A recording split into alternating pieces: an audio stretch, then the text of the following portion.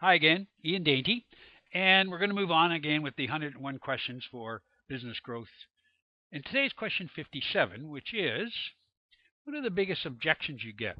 Now, I think you're going to find that almost all companies get pretty much the same objections from their people that they're trying to sell to.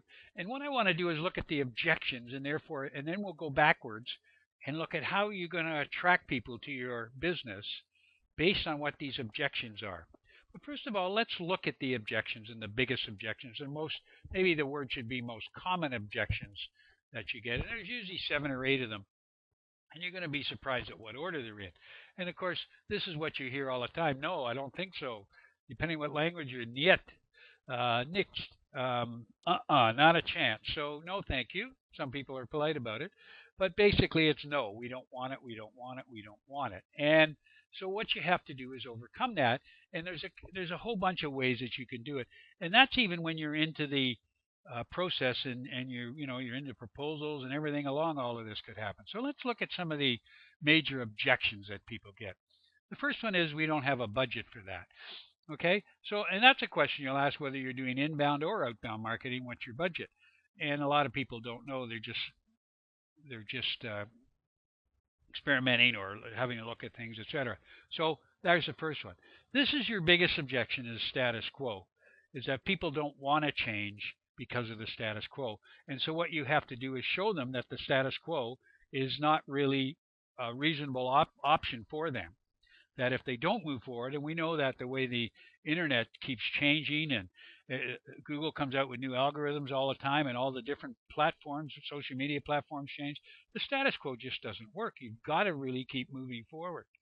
Price. Now that people think that's the biggest objection, and actually I should have moved it down to 7 or 8 because price is only a biggest objection if people aren't ready to buy. Oh, it's too expensive, etc. So that's the same as no budget, etc. So obviously you got to tell them what the price is, but then you have to sell that. You have to get by gatekeepers. A lot of people have trouble getting by their gatekeepers, and who are the gatekeepers, and how do you recognize them, and how do you bypass them, or how do you actually work with them?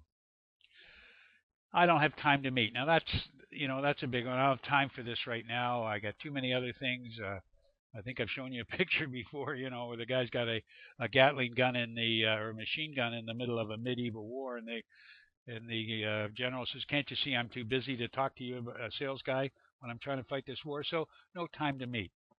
Too many decision makers. Now that's true in a B2B situation where you really have to understand who makes decisions and who influences decisions, and you got to know all of these.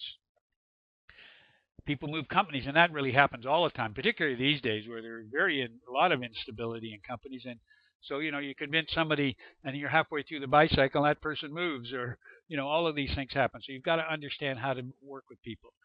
You don't have differentiation or a value proposition. Okay, so that's something that everybody has to overcome.